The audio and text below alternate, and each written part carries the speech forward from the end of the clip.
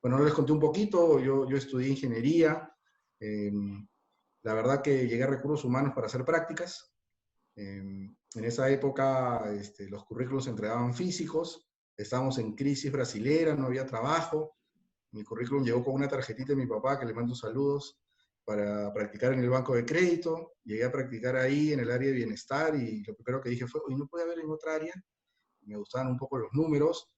Me quedé practicando en recursos humanos y me encantó eh, poder aplicar temas de procesos, temas de reingeniería, con un volumen tan grande, y fueron mis primeros pasos y luego me enamoré perdidamente de los recursos humanos y hoy siento que ese balance entre la mirada ingenieril, procesal, numérica, mezclada con el balance de orientación a personas que la vida me llevó, genera una potencia en los responsables de recursos humanos de las empresas que permite entender un poquito el modelo de negocio, el giro y cómo contribuyes al resultado, a la última línea, que finalmente genera la sostenibilidad de la empresa, pero también con ese lado humano donde puedas sacar el mayor potencial de los colaboradores, colocándolos en los lugares donde se sientan contentos, cómodos y puedan explotar todo su potencial. Súper, súper, súper Buenísimo. recorrido. Sí, un súper recorrido y de hecho nos conectamos mucho con lo que dices porque parte del valor agregado que Inicio ofrece a los clientes es justamente ese mix entre procesos y personas, ¿no? Consideramos también que los cambios sostenibles solo se pueden lograr si se trabaja en ambas aristas, ¿no? Finalmente, son las personas que ejecutan los procesos correctos, ¿no? Y de hecho también comentabas un poco la experiencia en empresas, muchas con sede en Perú y otras de manera regional, y queríamos saber cuál era tu opinión o tu sentir con respecto a la pandemia desde el punto de vista de la organización, ¿no? ¿Cómo es que se vive? ¿Cómo es que lo han vivido? ¿Cómo es que quieres vivirlo? Porque creo que hemos tenido de todo y creo que nos gustaría escuchar desde tu punto de vista cómo lo has sentido, ¿no? Miren, para ir en contra de lo que me preguntas, voy a primero a dar una reflexioncita, un paraguas, y luego te voy a Dale. responder, no me voy a correr de la pregunta. Primero, la primera reflexión que me viene, a pesar de mi formación, es el lado humano. Esta pandemia no empieza en América, empieza al otro lado del mundo. Hoy nadie puede decir que no está conectado, ni nadie puede decir de que no sabemos lo que pasa en cualquier parte del planeta.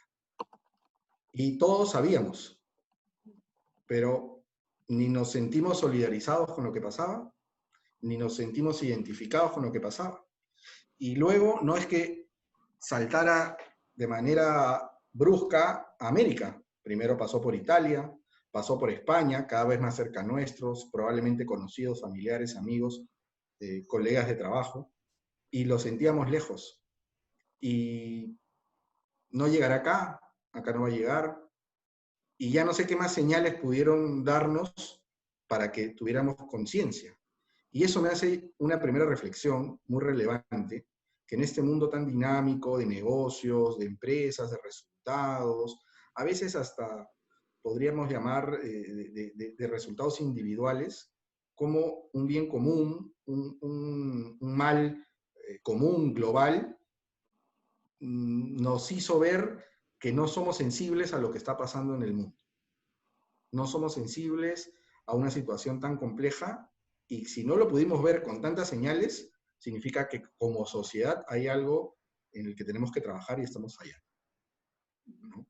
Entonces, esa es una primera reflexión que creo que debería darnos esa llamada de alerta, esa especie de alarma de que algo tenemos que trabajar en nuestras bases y fundamentos como sociedad, como nación, como planeta, que no puede volver a ocurrir algo equivalente y que no nos demos cuenta, no seamos conscientes y no seamos solidarios.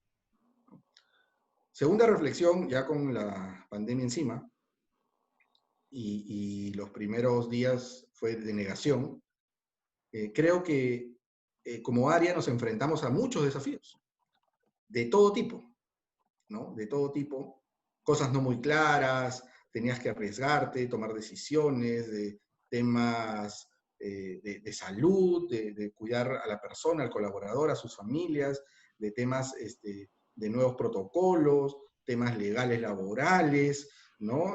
Nuestro negocio continuó operando, pero hubieron otros negocios que tuvieron que parar y algunos las pasaron mal, ¿no?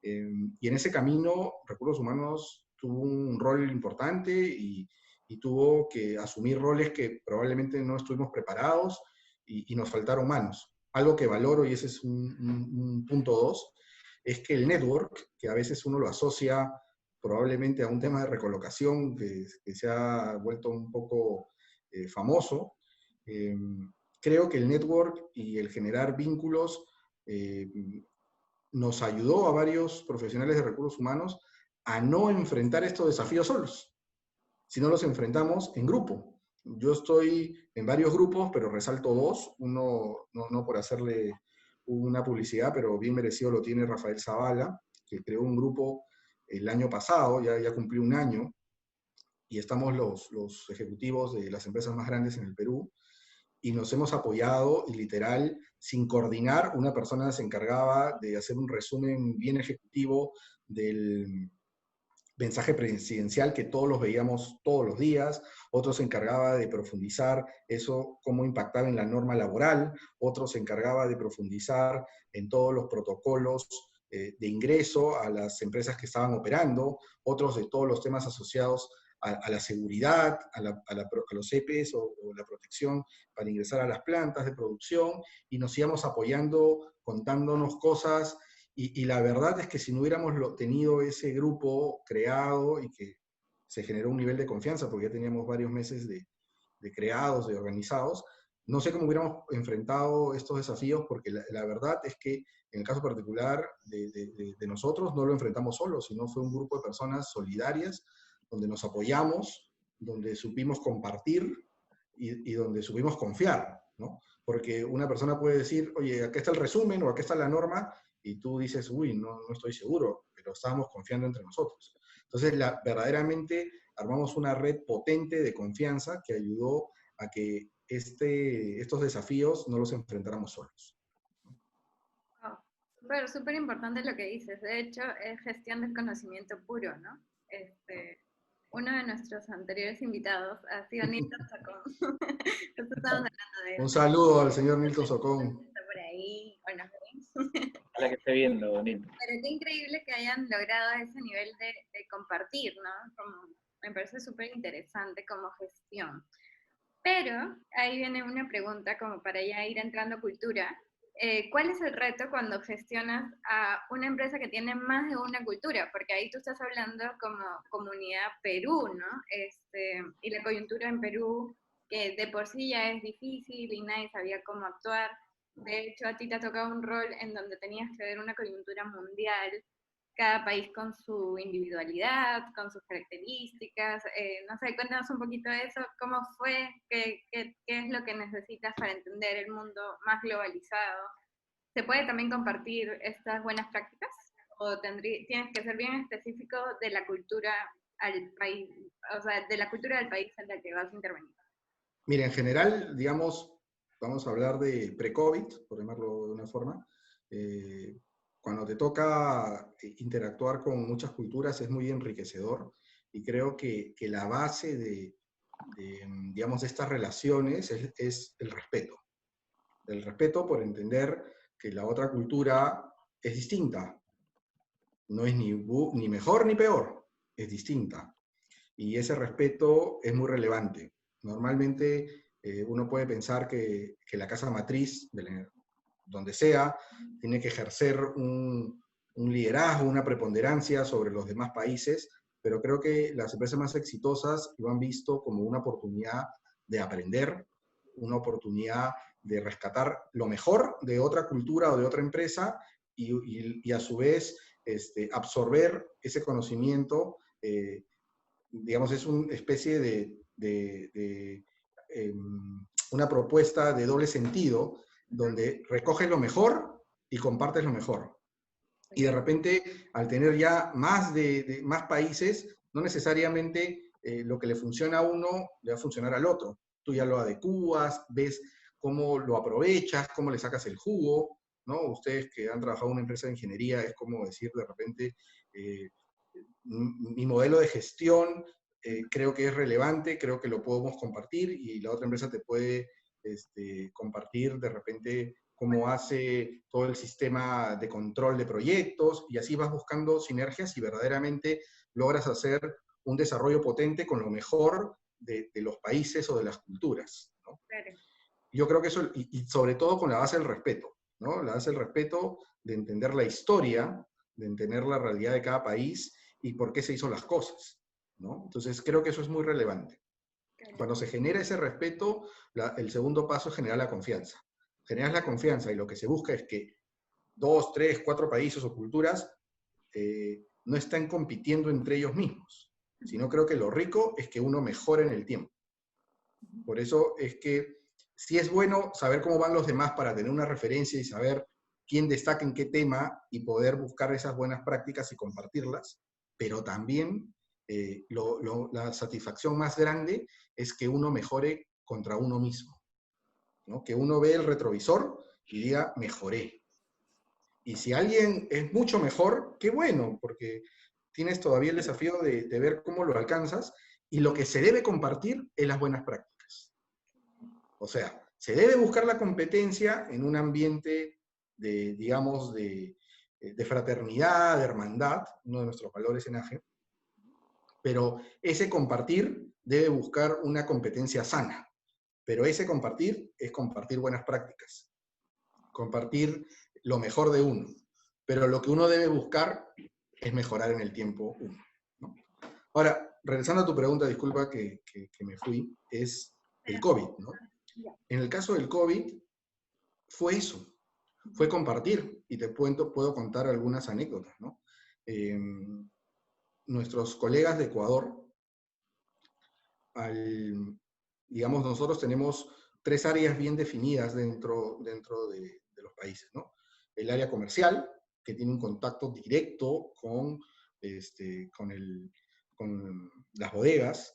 Tenemos el área de producción dentro de la planta y tenemos el staff o área administrativa, ¿no?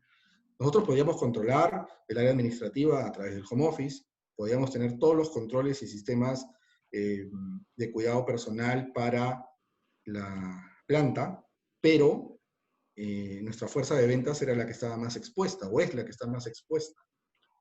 Entonces, en ese momento, nuestras caretas de seguridad, o sea, no es que abundaran en el mercado, nosotros no dejamos de operar en ningún momento, y Ecuador desarrolló con productos reciclados y en la misma planta caretas.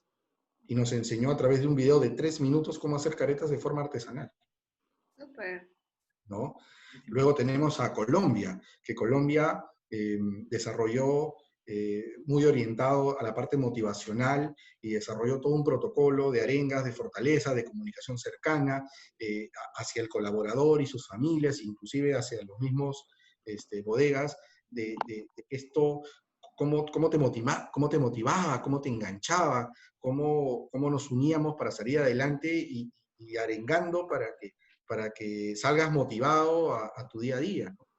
En Perú se trabajó mucho tema de motivación hacia las familias, a través de, si quieres, de una sobrecomunicación que era necesaria para motivar, cómo nos ponemos creativos para que las familias, los cónyuges, los hijos, las hijas puedan estar enganchados a través de concursos, dando tips de consejos para que ese ánimo uno no se bajonee y uno siga prendido.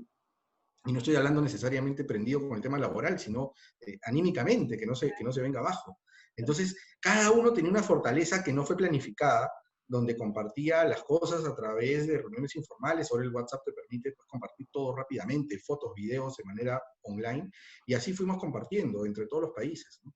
Llegaban noticias del otro lado del mundo, que las cosas iban mejorando, y todo eso generaba un compartir que permitía en tiempo récord poder implementarlo en otros países, ¿no?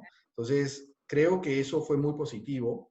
Yo, con un par de anécdotas de colegas en este grupo que les menciono, de profesionales de recursos humanos, me decían, ¿quién es tu proveedor que te ha hecho esta especie de estación, como una duchita que uno entraba para de alguna manera desinfectarse antes de entrar a la planta, y no me creían que nosotros mismos lo habíamos desarrollado, ¿no? Nuestra botella. Entonces, no, es como una especie de estación para Ah, ingresar, para que Con ingresar, para que te ozono, desinfecte no. previo al ingreso a la planta, ¿no? Entonces, la verdad es que la creatividad que se claro. genera en la compañía y ese compartir nos ha ayudado mucho a pasar este momento de una manera unida y valorando lo mejor de cada uno y poniéndolo al servicio de los demás. Súper. Buenísimo, buenísimo. Y de hecho, la creatividad muchas veces aflora en los momentos más difíciles, ¿no? Como lo que estamos viviendo. De hecho, Correcto. quería comentar algunas cosas que ya habías dicho. Me gustó mucho la parte que indicabas que es bueno el benchmark, compararte con otros países, con otras culturas, con otras empresas, o con tu misma empresa que tiene presencia en otros lados, porque finalmente no se trata de descubrir la pólvora o ver quién es mejor que otro, simplemente es aprovechar las buenas prácticas para poder seguir mejorando. Y también me quedo con la parte que decías de que la mejor comparación es con uno mismo, ¿no? Y conectando con esto, quería preguntarte sobre el tema de indicadores, ¿no? Que muchas veces o en muchas organizaciones están mucho más orientados al número o a la moneda o al dinero, ¿no? ¿Cómo es que las organizaciones también pueden empezar a medir el tema del recurso humano o las buenas prácticas? Mencionabas temas de motivación o de tener a la gente aprendida, justamente no solo en temas laborales, ¿no? ¿Esto se puede medir? ¿Lo miden? ¿O cómo es qué opinas al respecto, ¿no?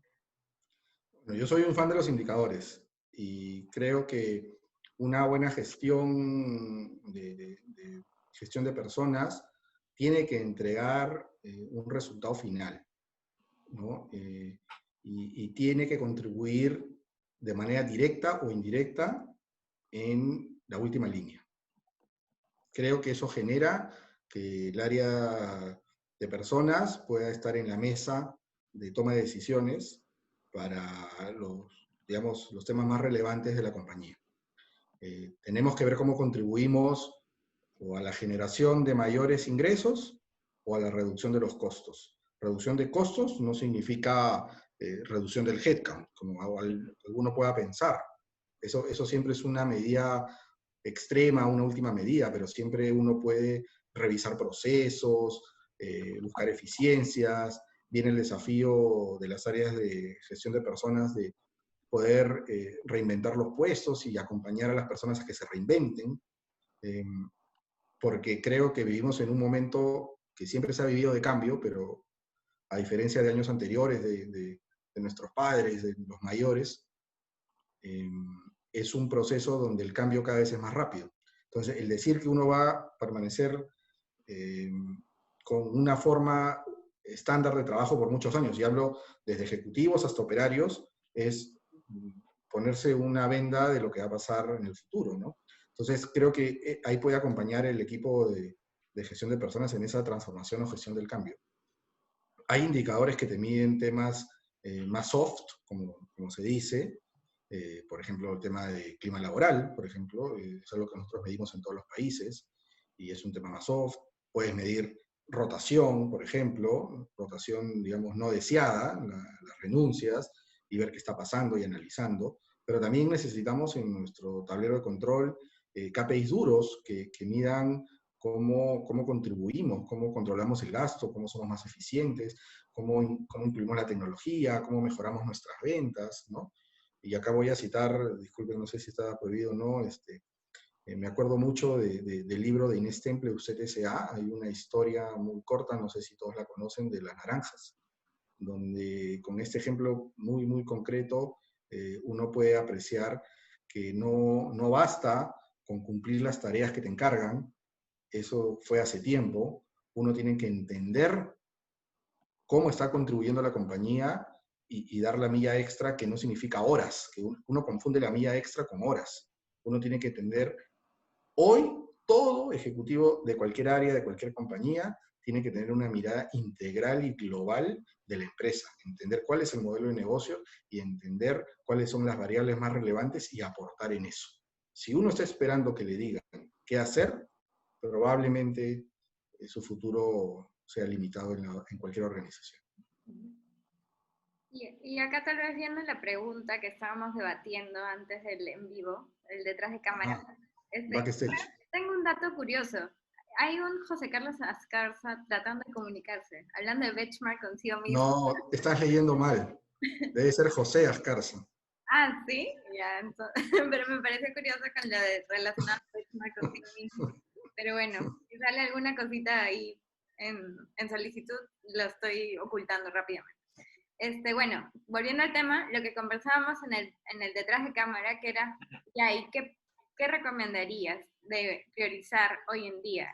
¿Los indicadores de negocio o indicadores de persona, ¿no? Que ese creo que va a ser uno de los grandes dilemas hoy en día, porque las empresas tienen que seguir rentabilizando, y no sé, por ejemplo, no sé qué tan prioritario sea ver un tema de indicador de clima, o un tema de gestión del talento, retención, etcétera. ¿O qué es lo que recomendarías para este tipo de situación que no se ha vivido antes, ¿no? Mira, yo me quedo con la frase de Mario, que todas las situaciones complejas traen oportunidades, ¿no? Yo creo que en los dos extremos de los momentos, de los ciclos económicos, hay oportunidades.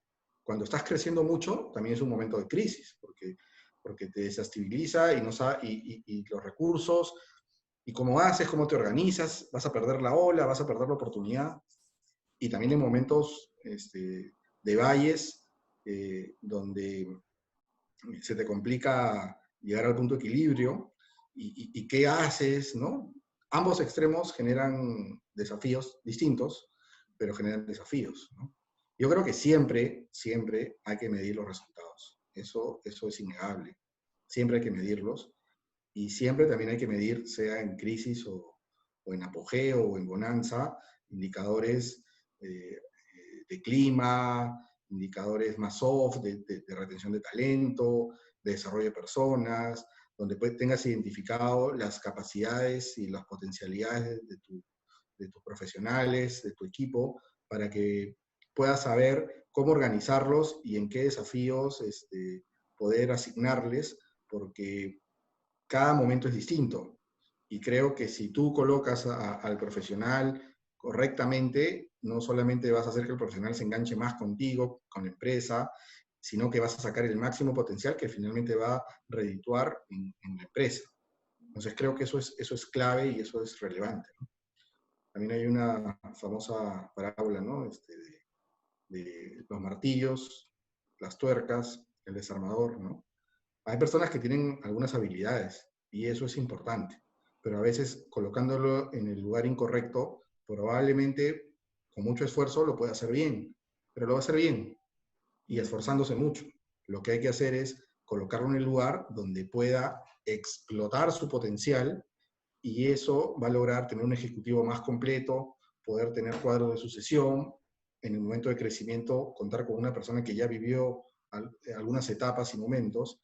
Y eso es el desafío en general de los líderes, y el rol de gestión de personas es un rol un poco de acompañante, un poco el copiloto, y nos toca acompañar en esa transformación. Es el que toca hacer las decisiones o las preguntas complejas, ¿no? Justo hablábamos atrás de cámaras que muchas veces el actuar del ser humano, no estoy hablando del peruano, en general del ser humano, es que cuando tenemos que tomar una decisión difícil, nos sale el corazón. Somos personas, nos sale el corazón. Y a veces no es la mejor decisión, ¿no? O sea, colocar de alguna forma el cariño, el aprecio por la persona, el corazón, para tomar una decisión. Y luego cuando tomas esa decisión, mal tomada porque fue con el corazón, la acabas ejecutando mal, porque la ejecutas con la cabeza. O sea, frío. Lo que debemos hacer es tomar una decisión pensante. La decisión tiene que ser pensante, aunque nos duela, aunque afecte. Y luego la ejecución tiene que ser con el corazón. Estamos acostumbrados a hacerlo al revés, y ahí es donde se generan tantas complicaciones, ¿no?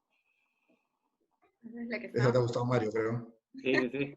De hecho, hay que reflexionar porque en muchas ocasiones, como tú dices, somos seres humanos, ¿no? Y finalmente nos cuesta, y detrás de cámaras también nos comentabas ejemplos de, imagínate que la persona tenga 30 años trabajando en una organización, ¿no? Donde no solo conoces a la persona en su ámbito profesional, sino también la conoces como amigo, conoces a su familia, sabes que tiene 3 hijos, y te involucras a un nivel que tomar esa decisión más pensante se vuelve más complejo, ¿no? Pero finalmente creo que es lo que se debe hacer, ¿no? No solo para buscar lo mejor para la organización, sino también para la persona, porque si no terminamos haciéndole daño por alargar un proceso que debería ser tomado en ese momento, ¿no? La persona siempre es primero, y Sí, también todos nosotros estamos de paso. Vamos a imaginar que, no sé, pues en el ejemplo que mencionas, estuviste 30 años y ahí primero se va el jefe, ¿no? Por los motivos que sean. Y luego la persona ha pensado que lo ha hecho bien siempre y cuando llega un nuevo responsable se da cuenta que no es así. claro. Entonces, creo que todos merecen un respeto y poder transmitirle correctamente eh, todas las oportunidades que tiene, las cosas buenas, lo que sabe hacer bien, donde tiene oportunidad y hablarle claro, que de alguna forma te prepara para la vida. Te voy a poner un ejemplo más del lado familiar, ¿no? O sea, si tú a un niño, a un hijo, no sé, ya grande, tienes miedo que salga solo y lo acompañas a cruzar la pista, ya tiene 15 años y lo estás acompañando a cruzar la pista, no puede salir a ningún lado, lo llevas y lo recoges, nunca subió al transporte público, no sé, etc. En algún momento va a tener que estar solo. No sé si es la universidad el punto de quiebre, en algún momento va a estar solo. Y a veces como padres siempre queremos que nuestros hijos no se caigan, que le evitamos la caída, lo agarramos, no queremos que se golpee. Pero parte del crecimiento de la vida es golpearse, es caerse y saber levantarse. Creo que el padre lo que tiene que hacer es estar al costado para que el hijo se sienta seguro. Pero él, el papá, no puede librar las batallas del hijo. Y los que lo están haciendo probablemente después les va a costar más, ¿no? Entonces es igualito en el lado laboral, ¿no? Regresando al tema de los ciclos, ¿no? Miren, yo he estado trabajando con presidentes de compañías y CEOs, bueno, ustedes los conocen, ¿no? Con Mario Alvarado en Gremio Montero, con Jaime Soler en Cencosud, eh, con el presidente de AGE, que es el señor Ángel Añaños, y todos a su manera dicen lo mismo.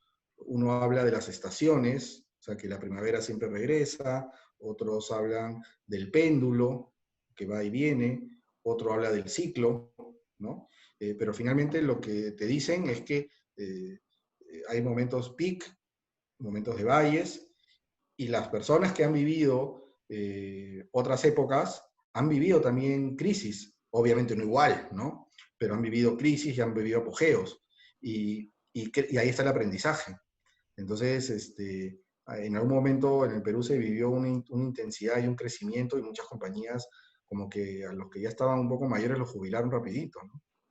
Eh, yo acá hago un espacio para agradecer a los mentores que he tenido en mi vida profesional, eh, que de alguna forma han vivido ciclos complejos, y eso a las personas que yo recurro cuando tengo un problema, ¿no? Entonces, qué curioso que uno recurra a la experiencia y en su momento a veces no los valoramos, ¿no? Entonces, estos ciclos son repetitivos, obviamente no es igual, obviamente no va a ser idéntico a lo que estamos viviendo hoy, pero probablemente estén mejor preparados, porque en muchos casos, en esta pandemia que estamos viviendo, lo que nos ha frenado o lo que ha generado mayor atención son los miedos, ¿no? Los miedos a lo que viene por delante. Entonces, a los que ya, no sé, ustedes son muy chicos, pero a mí me tocó vivir el terrorismo, la época del toque de queda con Alan García en el primer gobierno, las fiestas eran hasta las 12, porque venía el toque de queda, se iba la luz, ya los coche bombas era algo cotidiano, hacíamos cola y nos daban 3 bolsitas de leche Ensi para comprar una botella de aceite, tenías que comprar otros productos, y mil cosas. Y bueno, salíamos a la calle igual y salíamos a la fiesta igual, con cuidado. Entonces, los que no han vivido eso, probablemente esta sea su primer momento complejo, ¿no? Entonces, yo creo que grandes ejecutivos mencionan los ciclos, las estaciones, el péndulo. Creo que eso tiene que tener bastante componente real, y creo que estos ciclos se repiten, y en ese aprendizaje las empresas pueden aportar mucho de sus ejecutivos mayores para poder afrontar estos desafíos de una forma más sólida, más contundente. Sí, de hecho todas las teorías del cambio proponen eso, ¿no? O sea, que todo es cíclico y que se tiene que ir generando estrategia. Tal vez alineado a eso, nosotros hemos como inicio hecho acompañamientos a varias empresas con charlas solidarias para soportar la parte emocional de los equipos. Súper como desinteresadamente, igual que este espacio para compartir, etcétera. Pero, ¿qué crees que deberíamos plantear como organización para acompañar este proceso de cambio? Porque yo no creo que todavía haya terminado el cambio. O sea, ahorita estamos en la reactivación que ya está durando bastantes meses. De hecho, ustedes no pararon, pero sí ha habido cambios en general.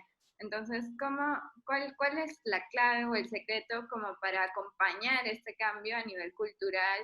¿Qué recomendarías que hagan los líderes, las personas que están viendo, que tal vez tienen empresas un poquito más chicas, para que no sea tan abrupto, porque igual ya es abrupto toda la situación, pero que se adapten rápidamente a los cambios que existen, ¿no? Hoy en día. A ver, yo me acuerdo que hasta finales del año pasado, noviembre, diciembre del 19, todo el mundo hablaba de transformación digital. Todo el mundo. Empezó la pandemia y nadie habla de transformación digital. No sé, nadie. Pero todo el mundo habla del cambio, de la transformación y todo lo demás. Entonces, a mí me gusta cuando hablamos de transformación digital, hablar de transformación en la era digital. Porque hoy es en la era digital, mañana qué será, y en el tiempo también ha habido transformaciones. Entonces, si uno tiene claro de que los negocios cambiaron y que lo único que ha generado la pandemia es acelerar el proceso de cambio, ¿no? Partimos de eso, ¿no? Y a veces, tal cual lo que dice Mario, me ha encantado la reflexión que hace, se trata de ver las mejores prácticas en otros países, ¿no? Y no necesariamente porque tengas presencia en otro país, sino porque eres ciudadano del mundo. Nuestros compañeros que están en Tailandia, un saludo a mi amigo Fabián, que está amaneciendo por allá, estamos a 12 horas de diferencia, me contaba que en China no hay billetes ni monedas, no hay. Yo no conozco China. Todo es digital, el wallet, el teléfono, no existe, ni para subir al transporte público. Entonces, los mejores preparados para una situación como la que estamos viviendo probablemente sean los chinos. Entonces, no necesitamos inventar algo, solamente necesitamos ver lo que pasa en el mundo y entender que si nuestro negocio a dónde debe migrar y virar. Y los primeros convencidos tienen que ser los responsables de la empresa, sean los dueños o la plana ejecutiva. Eso es lo primero que hay que hacer. Y sobre eso hay que trabajar todo el cambio. Pero no se trata de el tema de acompañamiento por moda o porque vas a hacer un cambio menor. Se trata de que verdaderamente seas consciente, interiorices y digas, a eso tenemos que ir, porque si no voy a eso, por ahí que me logro pasar el COVID como empresa, pero en 2 años más ya no existo, ¿no? Tenemos millones de ejemplos, ¿no? Millones de ejemplos de empresas que en el camino, sin el COVID, ¿no? Previo, se quedaron en el camino, ¿no? Entonces, yo creo que esa es la primera reflexión. Luego de que la primera línea esté convencida de cuál es el valor per se de la compañía, se pueden hacer miles de planes para buscar llegar al mejor modelo para ese momento de transformación. Y obviamente, pues, si implica tema de personas, hay que cuidarlas siempre y ver quiénes acompañan en esta nueva etapa de transformación. Tenemos que trabajar mucho en procesos donde ustedes son tienen bastante experiencia. Yo también en la transformación digital me gusta mucho el backstage, porque algo que poco se ha hablado, todo el mundo como que habla del output, ¿no? La web o el look and feel de la web o del app, ¿no? Pero nadie habla de los procesos per se. Y en empresas grandes, todo el tema de logístico y distribución es clave. O sea, esa es la parte más relevante, donde te puede salir muy caro. No sé, voy a poner un ejemplo X, haces un delivery de pollo a la brasa, y el pollo creo que, no sé, pues te saldrá 39.90 con papas y gaseosa, no sé. Y de repente el delivery te sale más caro que tu ganancia. Y no te diste cuenta y al final vendiste como loco pollo, pero perdiste plata. ¿No? Entonces, creo que en la parte de atrás, cuando he tenido oportunidad de hablar con colegas, siempre les he mencionado que el backstage tiene que funcionar como una clínica. ¿Qué quiero decir como una clínica? Que no puede fallar, porque si falla se muere el paciente, ¿no? Entonces, esa parte, probablemente primero hay que trabajar procesos Lean, después hay que ver cómo esta atención al cliente puede ser muy, muy flexible, muy rápida, muy sencilla, y luego cómo genero automatizaciones o cómo genero algún proceso de, digamos, de avanzada que me permita tener alcance y me permita llegar con algo diferencial al cliente final. Y a veces, como eso no es tan sexy, no es tan bonito, está atrás de bambalinas, queremos ver solamente al actor, queremos ver solamente el app que ya funciona, pero de repente no está conectada al medio de pago, pero toda la parte de atrás probablemente nunca se modernizó, nunca se hizo gestión del cambio, no se revisaron los perfiles, y cuando te das cuenta te puede costar mucho más caro que ese negocio per se, porque no trabajaste en la parte del backstage, ¿no? Entonces, más que acompañar el cambio, yo te diría que todos sean conscientes, que entiendan qué pasa, que verdaderamente se la crean, y luego hay que acompañarlos. Porque si lo vas a acompañar porque, oye, hay que transformarnos, la verdad es que es como que le pongas una certificación de ISO y la hagas porque tengas tu logo, ¿no? Tu chapita de ISO, ¿no? Sí, totalmente de acuerdo. Antes de que Mario ahorita creo que ya tiene mapeada su pregunta, Ah, comentamos sí, que tenemos te leí la varias. mente ya. Ya la tienen prepensada. No, el público también está haciendo varias preguntas, así Sí, que sí, ya tenemos preguntas y comentarios del público, ¿eh? Dios mío. aprovechen porque si se quedan con las ganas de preguntar ya no vamos a hacer su pregunta. No, mentira, José Carlos de ahí podría responder, les mandamos las preguntas, vamos a leer algunas, pero si tienen alguna súper potente, aprovechen.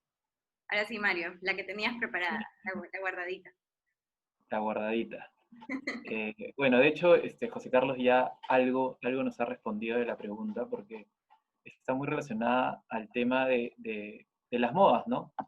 El tema de transformación digital hoy es una moda, metodologías ágiles se puso muy de moda en un momento, todo el mundo, todas las empresas querían trabajar por metodologías ágiles y crear departamentos de innovación, o trabajar bajo el enfoque PMI. Son cosas que realmente funcionan, pero sin embargo, la pregunta está orientada al tema de cómo poder conectar la cultura justamente con adoptar estas metodologías, porque ya lo comentabas, ¿no? El trabajarlas de manera superficial y sin entender el porqué y realmente que los líderes estén convencidos, no te genera los resultados, o quizás te genera un resultado inmediato, pero que no es sostenible, ¿no? Entonces, ¿qué opinión tienes sobre eso? O si hoy crees que es el momento de que las empresas migren a metodologías ágiles, o crees que la transformación digital es, digamos, lo que tienen que apuntar las organizaciones. Yo creo que las metodologías son una herramienta, ¿no? Algunas les acomoda más, otras menos, pero tiene que haber esta mirada de a dónde quiero llegar. Yo te voy a poner un ejemplo muy, muy, muy claro. Estaba en una de las empresas que, bueno, ya conocen, y estaba la moda de robotizar todo, ¿no? Que el robot te hace el reporte, ¿no? Y todo bacán, y te ahorras un recurso o no sé qué. Y hacemos el laboratorio en uno de los países para poder tener nuestro laboratorio y todo el tema. Entonces, claro, cuando uno no sabe, cuando uno de repente, bueno, quiere hacer lo que el jefe te dice, te emocionas y te pones a hacerlo, pues, ¿no? Porque te lo piden, porque está de moda, porque hay que hacerlo, porque te ganes una estrella. Entonces, ahí viene la fortaleza de la carrera, y en eso uno dice, a ver, estoy ironizando un poquito, ¿no? Vamos a robotizar el reporte de taxis, ¿no? Este reporte que te dice quiénes usaron el taxi, qué área, qué hora, dónde fue, Ok. ¿no? Para ahorrar costos, ¿no? Pero el reporte de taxi, pues nadie lo mira. Nadie lo mira. Puede ser el reporte X, ¿no? Nadie lo mira. Entonces, robotizas algo que nadie lo usa, ¿no? Entonces, lo primero que tienes que hacer es primero revisar tus procesos, tus reportes, tus outputs, de qué te sirve y qué no te sirve. Entonces, lo primero que tienes que hacer es, oye, ¿qué cosa de lo que hace cada uno de los miembros de mi equipo sirve o no sirve? Y comienzas a preguntarte, y eso pasa en relaciones muy grandes, porque en un momento se pierde, en que, no, es que me lo pidió el área tal hace 5 años. Ya, y esa área de repente regionalmente ni existe. Ya fue, ¿no? Entonces, lo primero que uno tiene que hacer es mirar qué sirve y qué no sirve. Y tratar de hacer procesos eficientes y que los entregables agreguen valor, ¿no? Segundo, que no se repita una misma función en otra área, porque también ocurre. Porque hay procesos de crecimiento, en época de crecimiento y abundancia, y procesos de adelgazamiento. Y una vez que ya tengas tus procesos Lean a nivel empresa, que no se dupliquen funciones, incluso entre los países y los corporativos, las empresas que tienen casa matriz, luego automatizan.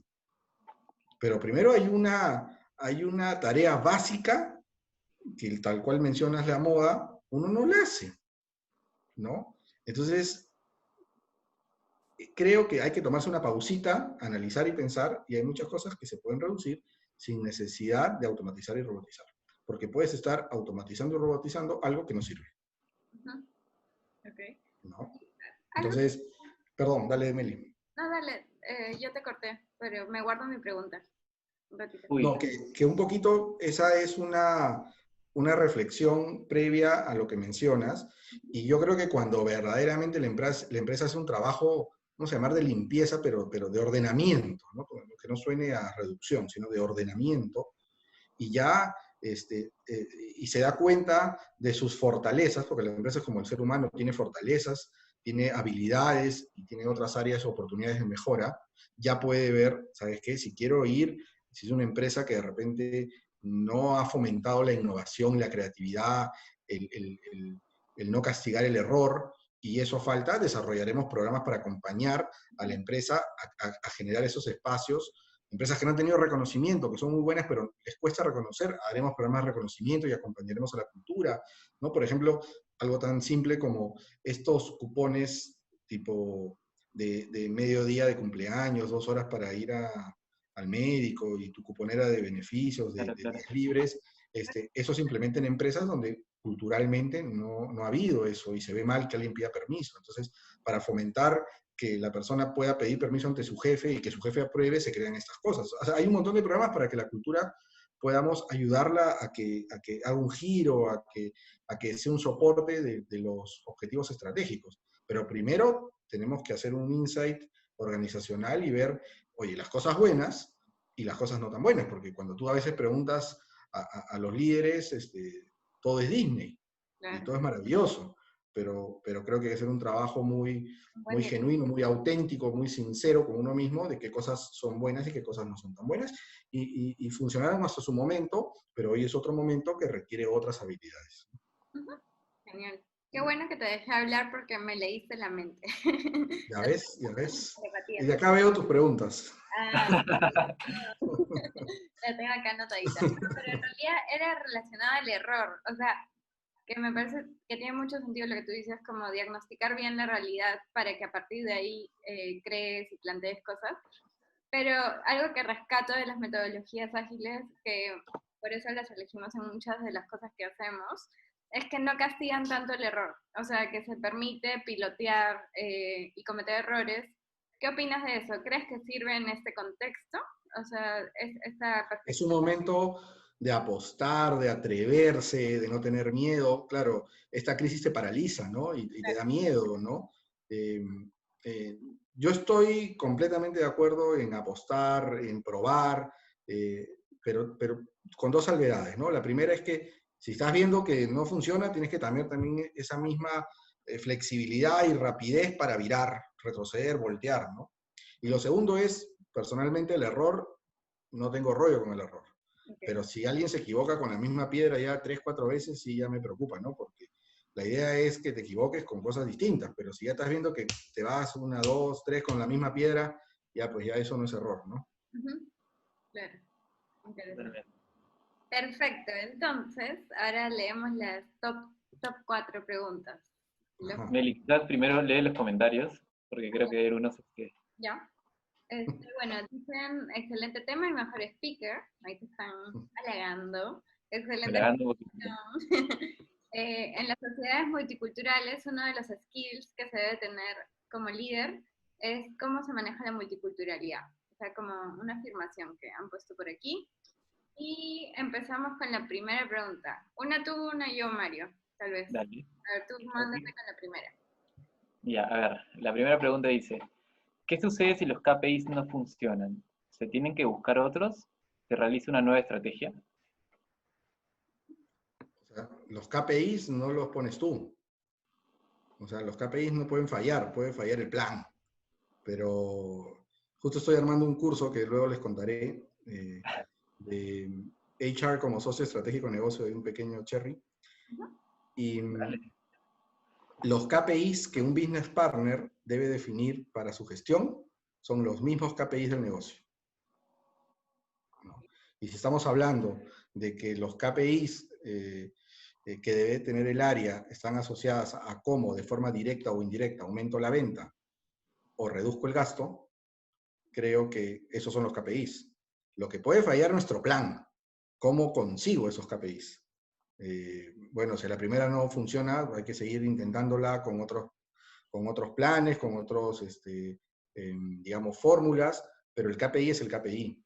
Y acá es donde yo siempre trato de que este network que les hablo no es solamente de ejecutivos o profesionales de recursos humanos, sino también hay empresas consultoras, red de contactos, qué pasa en otros países, en otros sectores. A mí me ayuda mucho saber qué hacen otros sectores. A veces uno piensa que solo se tiene que comparar contra su sector. Creo que otros sectores, por ejemplo, en tecnología, ¿no? En transformación digital, ¿a qué sector recurrirías? Yo me iría a banca, me iría a telefonía, ¿no? Porque son los que están de avanzada. Y así cada uno tiene en la cual sobresale, ¿no? Entonces, creo que hoy no hay ningún pretexto para que cualquier profesional, cualquier ejecutivo pueda saber qué pasa en el mundo. O sea, literal, el mundo está al alcance de todos en temas de información. Entonces, creo que ahí de repente quiso decir los planes. En los planes, si no nos sale uno, intentamos otro, ¿no? ¿No? Cuando los que queremos hacer dieta presente y no nos sale una dieta, intentamos otra. Si un ejercicio no nos acomoda, está la bicicleta, está el deporte, correr, nadar, no sé, ¿no? Pero el KPI es el KPI, eso no va a cambiar. Okay. La siguiente pregunta.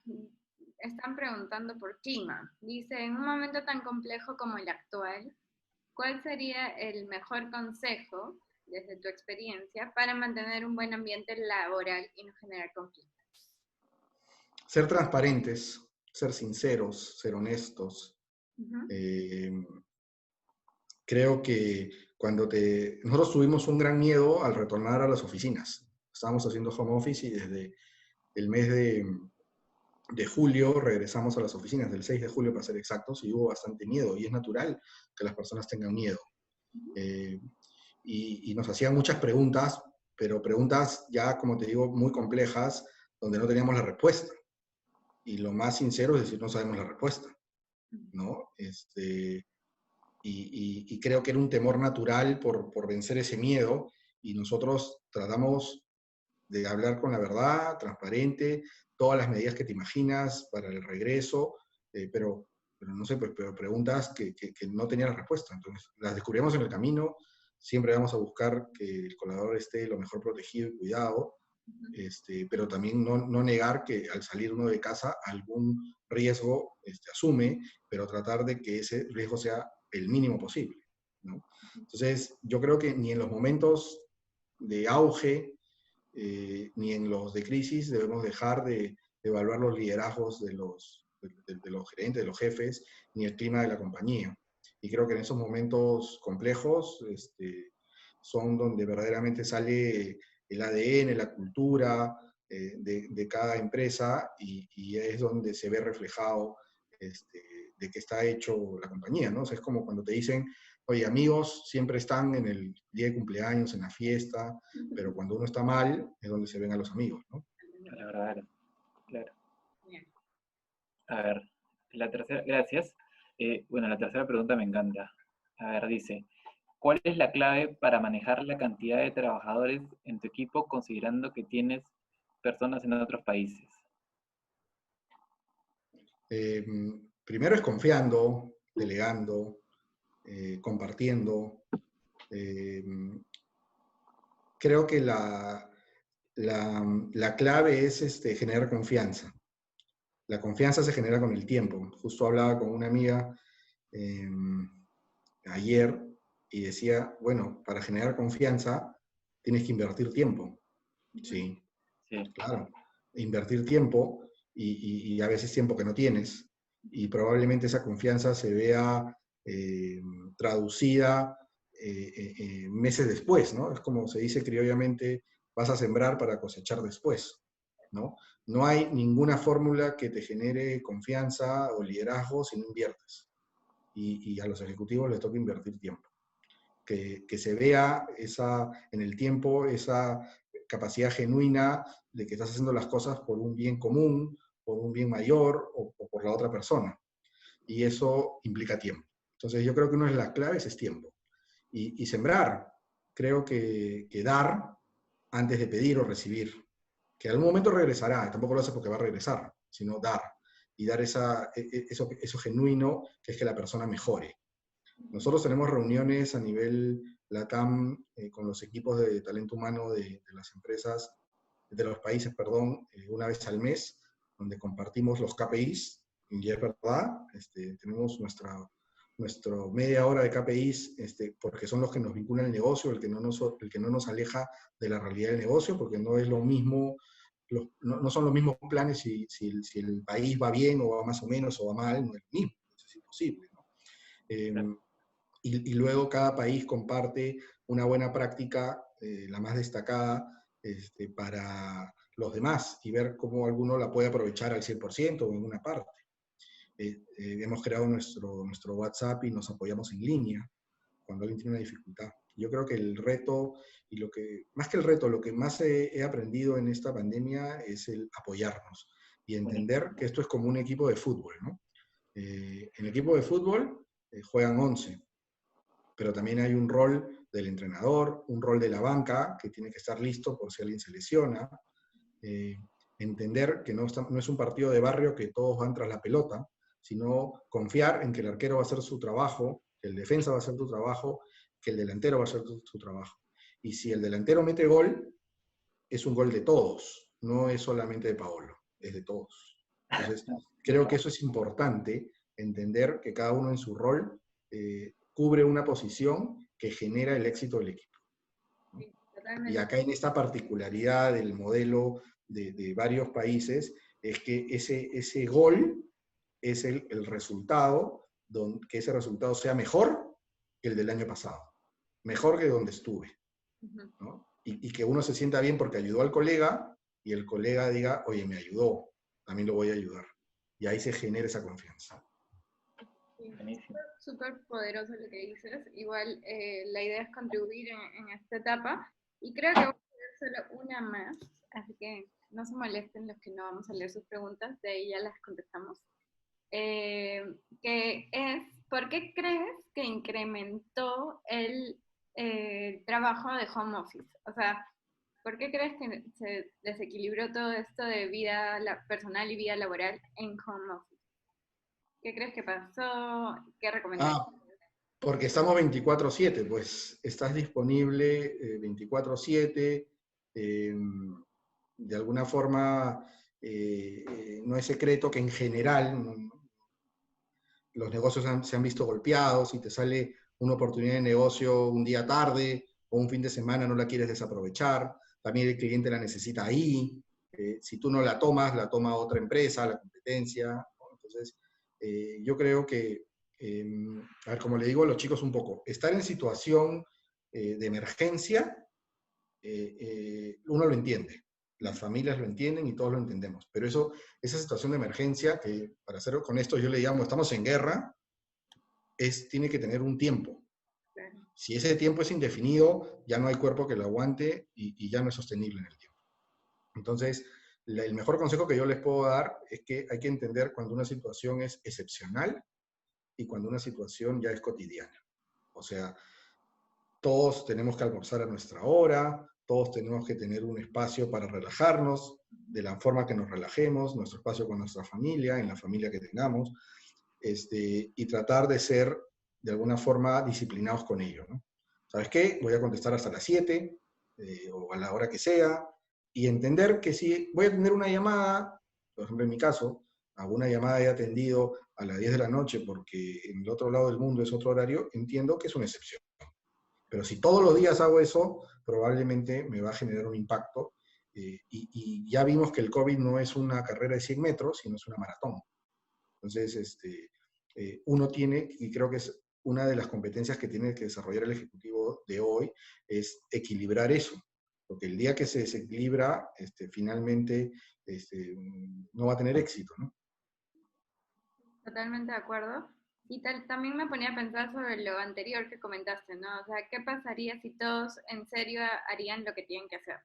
Tal vez ahí habría más equilibrio, ¿no? Como empoderarte de tu rol. Me parece Ese es otro tema, y eso es muy bonito, pero yo no lo asociaría ni al COVID no, no, no. ni al home office. Yo creo que parte del desarrollo, y disculpen que vuelva al fútbol, si son 11 jugadores los que van a la cancha y están jugando bien 8, probablemente no ganes. Tienen que jugar bien los 11. Tienen que estar enganchados los 11, bien físicamente los 11, ¿no? Entonces, si finalmente lo que hablamos, ¿no? De el corazón para tomar una decisión hace que de un equipo corto, porque hoy los equipos son cortos, uno o dos estén un poquito, digamos, no estén sintonizados, probablemente le estemos cargando la mano a los otros y estemos generando un mal clima y de repente alguno pudiera aburrirse y pudiera haber una fuga de talento, ¿no? Entonces, creo que hoy más que nunca, al tener equipos tan acotados, necesitamos tener los mejores talentos y todos enganchados. Y pasa también pues, por una conversación seria, profunda, profesional con todos, ¿no? Tal cual, totalmente de acuerdo. Bueno, se nos acabó el tiempo, así como quien no quiso la cosa. Así Volando. sí, Volando, realmente sí. felices de conversar contigo. De hecho, esta es la reactivación de reinicio, o sea, la segunda temporada. Así que nos O sea, encanta. estoy en el segundo tiempo. Segundo tiempo. Así que nos encanta haber empezado contigo. Muchas gracias por aceptar la invitación. Muchísimas No, gracias a ustedes, un placer verlos y feliz de acompañarlos. Muchas gracias. Muchas gracias, hasta luego. Nos vemos, chao, gracias. chao. Cuídense. Chao.